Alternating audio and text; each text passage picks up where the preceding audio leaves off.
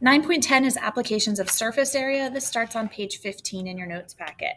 Example number 1. Mrs. Grabner received this hexagonal table to use in her living room, and she hates the color. She wants to repaint it. A quart of paint can cover 100 square feet. Will she be able to cover the whole table with one quart-sized can? So we are going to be finding surface area, and we are going to cover the whole entire table. So in order to find surface area, we're going to be using that formula PW plus 2B. So we need to do a little bit of work ahead of time. I do notice here that it does give me the area of the hexagon, so that's my B value. Since my hexagons are on the top and the bottom, this 14 is actually my W value. So the last thing I need to figure out is my perimeter. And my perimeter is 6 sides that all have tick marks on them for the same. So that perimeter is going to be 60. What I am noticing here is that all of these dimensions are in terms of inches, but then the paint talks about covering square feet. So we're going to have to do a quick little conversion at the end, which I'll kind of walk you through to show you how to go from square inches to square feet then. So for our surface area of this little table that we have, our perimeter is 60, the W is 14, plus 2 times the base, which is 43.5.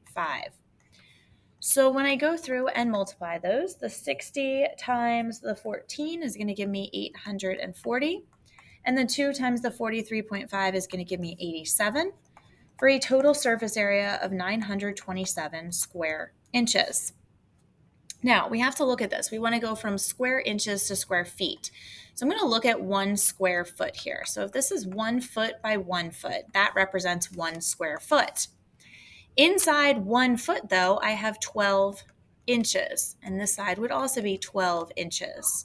So if I actually find the area of that in terms of inches, we learn that 1 square foot is equal to 12 times 12, or 144 square inches. So for our surface area, we are going to take that 927 and inches squared, and we're going to divide it by 144 square inches, which will give us 6.4375. So we can just say 6.4 square feet.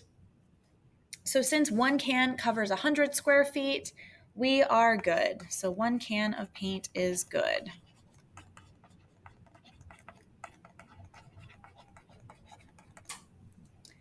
All right, then. So that's our first one there. In example number 2, Marty had to create a box to mail his aunt her birthday present. How much cardboard did he have to use to create the container? So for this one, it's a triangular prism, so I'm using that PW plus 2B formula.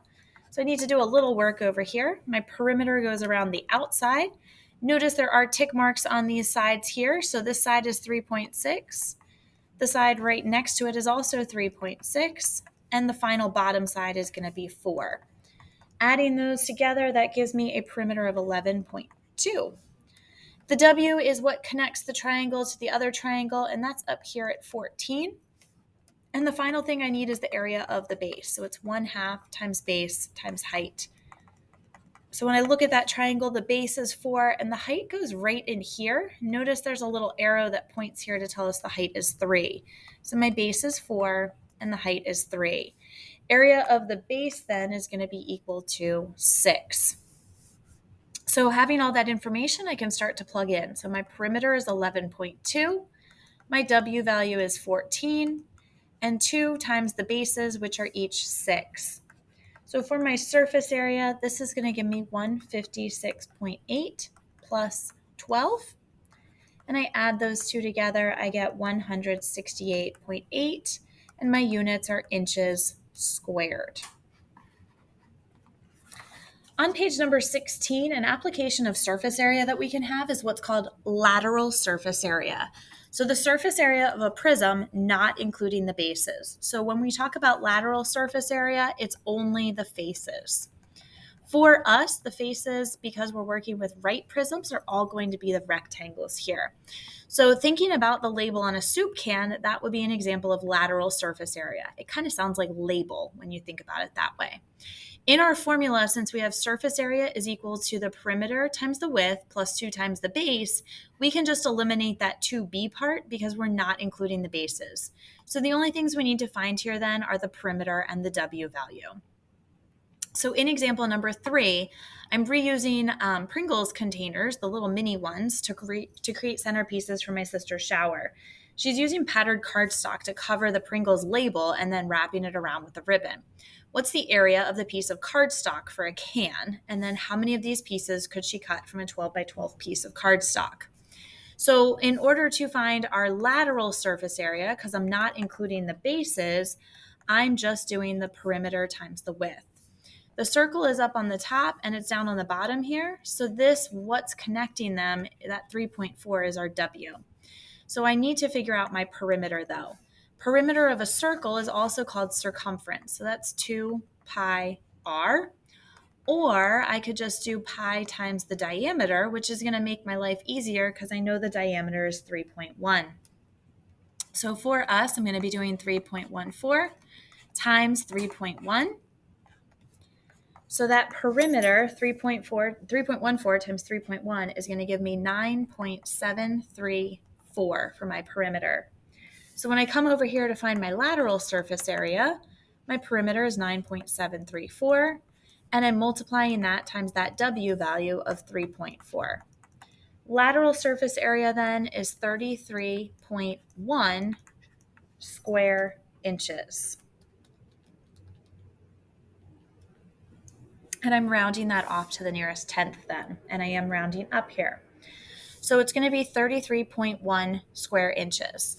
So what I want you to think is this needs to be a single piece of cardstock, and it's actually going to be a rectangle. The W value is going to be this 3.4 inches. So that's actually going to be the height of the piece.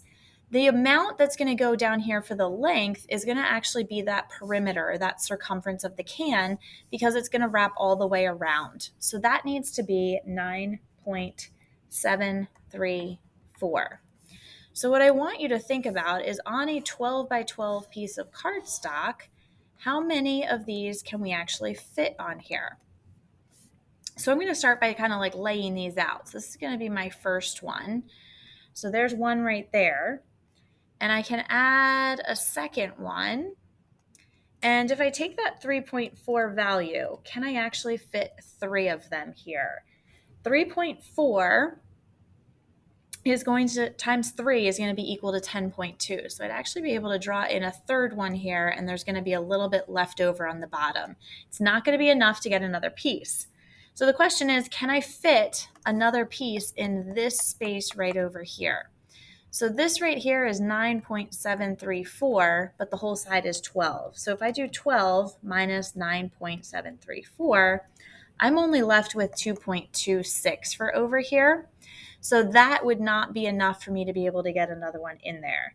So we can only actually fit 3 on a paper. Now this is kind of interesting because if we took the 12 by 12 sheet of cardstock, that has an area of 144 square inches. And if we take that and just divide by 33.1, which is the surface area of our piece, we actually end up getting an answer of 4.4. So it says that we should be able to fit 4 on, but once we actually lay it out and we need to keep these as whole sheets of paper, we can only fit 3 on our piece of paper. And that has to do with the fact that we're trying to keep them as a single sheet. I could otherwise cut this up as strips and then kind of Mod Podge it together, but that's not going to really be very neat and pretty here. So realistically, even though our calculations say we can get 4, we can only actually get 3 on here. So today's wrap-up kind of thing for today is just talking about applications of surface area and also introducing that idea of lateral surface area, which is really just surface area of kind of like the label, not including the 2 bases.